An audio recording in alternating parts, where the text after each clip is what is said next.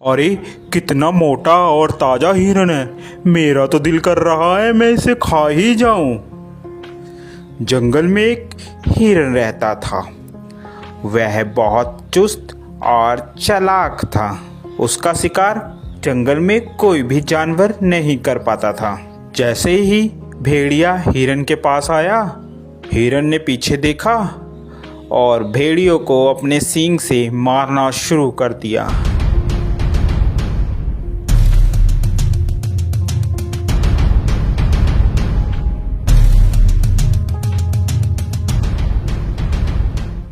अरे बाप रे बाप, इस हिरन ने तो मेरी हड्डी पसली तोड़ दी। अब मैं क्या करूं? इस हार का बदला तो मैं लेकर रहूंगा। मैं हिरन को छोड़ूंगा नहीं, इसका शिकार तो मैं ही करूंगा।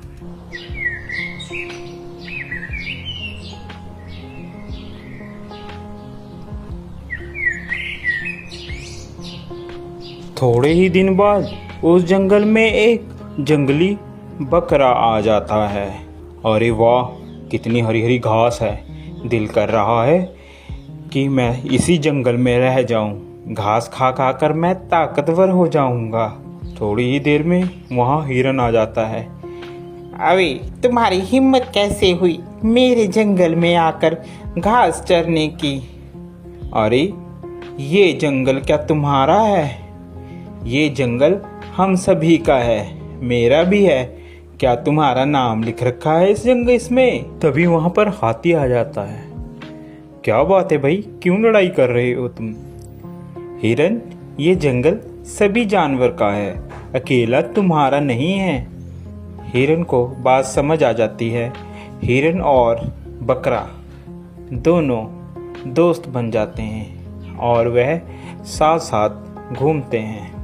एक दिन हिरन जंगल में अकेला रह जाता है और वहीं भेड़िया आ जाता है। अरे हिरन, आज तो मैं तेरा शिकार करके रहूंगा। देखता हूँ आज तुम्हें कौन बचाता है। वह हिरन को झपट्टा मारता है और हिरन को मारने की कोशिश करता है। पीछे से बकरा भी आ जाता है और वह बकरा भी भेड़िए को जोरों से मारता है।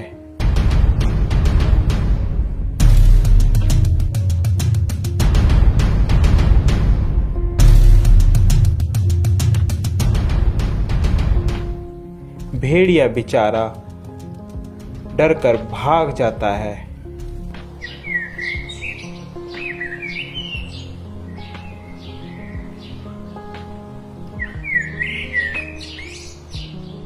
अरे इन सबको मैं अलग कैसे करूं?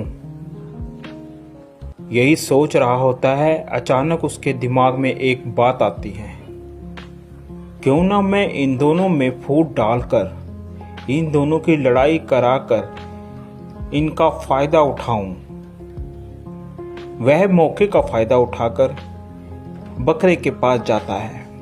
अरे सुनो बकरे भाई, सुनो, मुझे पता चला है कि हिरन तुम्हारा शिकार करवाने की कोशिश कर रहा है शेर से और तुम्हें मरवाने के चक्कर में है। ध्यान रखना।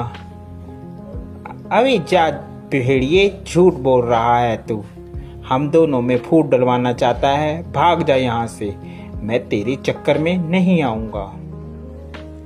मर्जी है तुम्हारी बकरे, मेरा तो बताने का फर्ज था, बाकी आगे तुम्हारी मर्जी। यह कहकर वह चला जाता है। फिर वह हिरन के पास पहुंचता है। अरे हिरन भाई, वो बकरा तो तुम्हें मरवाने के चक्कर में है। जरा सतर्क और ध्यान से रहना। दोनों के दिमाग में एक दूसरे के प्रति द्वेष भावना भर जाती है और वह सोचने लगता है कि वाकई ही बकरा मुझे मरवाना चाहता है। जब दोनों एक साथ मिलते हैं तो वह बकरे को बोलता है, अबे बकरे, तू मुझे मरवाना चाहता है? अबे हिरन, तू मरवाना चाहता है मुझे पता चला है किसी से। ऐसी बातें करते करते दोनों में लड़ाई हो जाती है।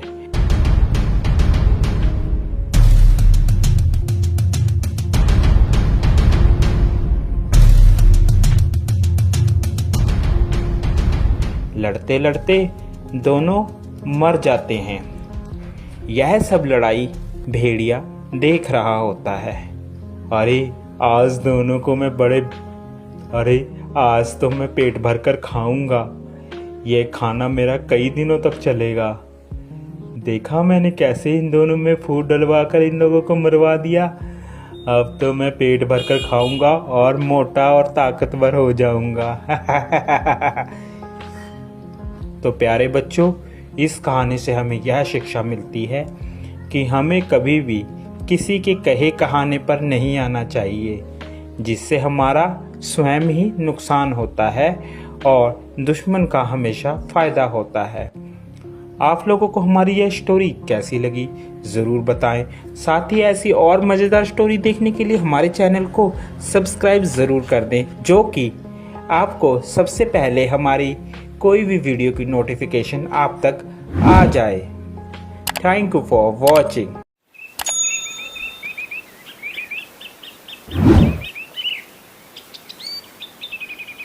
इस तोते की और इस राजा की भी बहुत अजीब कहानी है।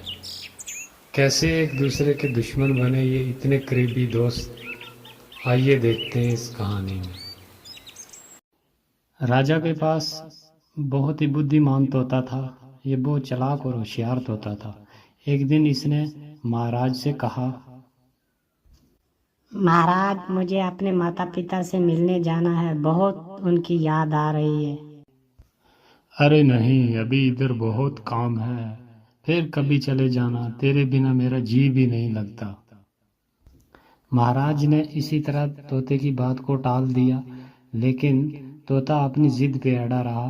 तो एक दिन महाराज ने मान लिया तोते की बात को।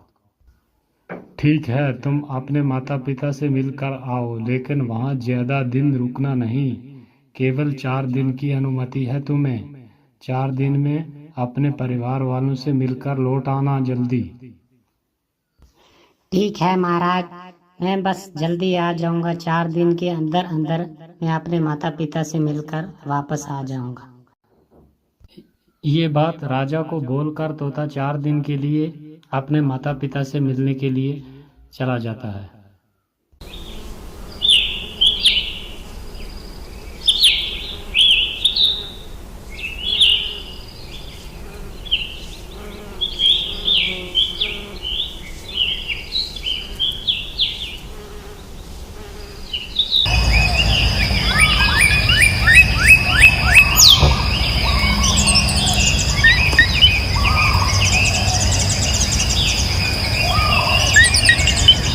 जब 4 दिन गुजर गए वहाँ अपने माता पिता के पास होते वो, तो उसे ख्याल आया कि अब 4 दिन गुजर गए, राजा के पास वापस भी जाना है, तो क्यों ना राजा के लिए एक ख़ास तोहफा ले लिया जाए ताकि राजा बहुत खुश हो जाए। दरअसल वो क्या है कि एक अमृत फल लेके जाना चाहता था राजा के लिए, जो खा के अमर हो जाता है इंसान। तो वो फल जो था वो बहुत दूर था, पहाड़ी के अंदर था वो फल। तो तोता जो है वहाँ से पर्वत की ओर निकल पड़ा। तो चलते चलते बहुत देर हो गई।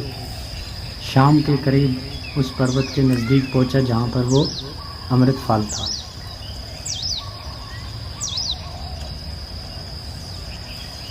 अमृत फल तो तोता ने क्या किया कि उसको तोड़ लिया, ले लिया, लेकिन वापस आते आते उसे रास्ते में अंधेरा हो गया। तो अंधेरे के कारण तोता आगे बढ़ नहीं पाया। तो उसने सोचा, मुझे रात यहीं रुकना होगा, आगे बहुत अंधेरा हो चुका है, तो रात यहीं गुजार लेता हूँ, सुबह महाराज के पास चला जाऊँगा। ये जगह ठीक है रात गुजारने के लिए। ये कहकर तोता आराम से पेड़ के नीचे सो गया। तो फल रखा हुआ था नीचे, वहाँ से एक अचानक सांप आ गया। तो सांप ने उस फल को थोड़ा खा लिया। तो इस फल के अंदर जहर चला गया। अब सुबह जब हुई तो तोता ने फल उठाया और महल की ओर जाने लगा। तो चलते चलते इस बात की खबर ही नहीं थी तोता को कि ये फल जो है इसमें सांप ने काट लिया है और इसके अंदर जहर चला गया। ये इस बात से बेखबर था तोता। और जब खुशी खुशी महल पहुंचा, तोता ने कहा, महाराज, मैं आपके लिए एक बहुत अच्छी चीज़ लेकर आया हूँ, एक ख़ास स्पेशल तोहफ़ा आपके लिए लेकर आया हूँ। दरअसल मैं आपके लिए एक अमृत फल लेकर आया हूँ। राजा, आप सदा के लिए अमर हो जाओगे अगर इस फल को खा लोगे। तो राजा सुनकर बहुत खुश हुआ और उसने कहा, हाँ हाँ, जल्दी लेकर आओ ऐसा तोहफा, इतनी अच्छी चीज़, तो उसे देर किस बात की, जल्दी मेरे पास पेश किया जाए। तो ये बात सुनकर एक मंत्री को हैरत हुई और उसने राजा से कहा, महाराज रुकिए ज़रा, आप इसे नहीं खा सकते, आप इसे पहले टेस्ट कर लीजिए, चेक भी कर लीजिए क्या ये सही में अमृत फल है या कि किस इसके अंदर कुछ और है। तो राजा ने मंत्री की बात भी मान ली कि क्यों ना इसे एक बार जांच पड़ताल कर ली जाए इसकी कि क्या ये सही है कि गलत है। तो राजा ने आदेश दिया कि एक कुत्ते को मंगाया जाए, एक कुत्ते को यहाँ लेकर आओ और उसे ये फल थोड़ा काट कर खिलाओ, देखते हैं क्या होता है। तो राजा के आदेश पे कुत्ते को थोड़ा फल काट कर खिलाया गया और फल खाते ही कुत्ता मर गया। अब तोता को ये बात भी पता नहीं थी कि इसके अंदर जहर है और ना ही किसी और इंसान को पता थी कि इसके अंदर क्या है, कि सब ने यही सोचा कि तोता ने क्या कि महाराज के साथ एक गलत कर रहा था और ये जहरीला फल है। तो राजा ने क्या किया कि उस फल को बाहर फेंकवा दिया और तोता को उसी टाइम कत्ल कर डाला। जहाँ पर वो फल फेंका, कुछ साल के बाद वहाँ पर एक बहुत बड़ा पेड़ उगाया और उस पेड़ को फल लग गए और एक मुसाफिर जो कि रास्ता गुजर रहा था तो उसे बहुत भूख भी लगी थी और थक भी गया था, तो उसके साये में वो आराम करने लगा। तो जब वो थोड़ी देर आराम किया और उसने ऊपर देखा फल लगे हुए थे बहुत अच्छे अच्छे, तो उसने सोचा क्यों ना एक फल को तोड़कर खा लिया जाए। अरे मुझे बहुत भूख लगी है तो मैं क्यों ना इस फल को तोड़कर खा लूं। असल में थोड़ा बूढ़ा आदमी था वो, और जैसे ही उसने तोड़कर वो फल खाया, देखते देखते वो एकदम बूढ़े से जवान हो गया। तो जैसे बाकी लोगों ने भी देखा, उन्होंने सीधा महाराज से कहा कि ये वाकयात हुआ है आज हमारे, एक मुसाफिर गुजर रहा था तो उसने फलां पेड़ का जो है एक फल तोड़कर खाया तो वो बूढ़ा आदमी था एकदम जवान कैसे हो गया। तो महाराज ने देखा जाकर और कहा, पहले तो महाराज ने मना किया हुआ था कि इस फल जो ये पेड़ है इसके नज़दीक भी किसी ने नहीं भटकना, ये एक जहरीला फल है तो इसको कोई तोड़कर नहीं खाएगा। पूरी जितने भी राजा के थे सबको ये मना किया हुआ था। तो जब उसे ख्याल आया कि असल में ये फल जहरीला नहीं था, क्यों कि अगर ये फल जहरीला होता तो ये इंसान भी मर जाता। असल में वो फल था अमृत फल था, लेकिन उस फल के अंदर जहर चला गया था किसी कारण, पूरा वो जहरीला फल नहीं था। तो राजा को ये सोचकर अपने आप पर बहुत अफसोस हुआ, अरे मैंने ये क्या कर दिया, अपना इतना प्यारा मित्र मैंने खुद अपने हाथों से मार दिया, जिसके बिना मैं रोटी पानी तक नहीं खाता था। तो मैंने कितनी बहुत बड़ी गलती कर दी, बिना जांच पड़ताल के मैंने अपने एक प्यारे मित्र को कत्ल कर दिया।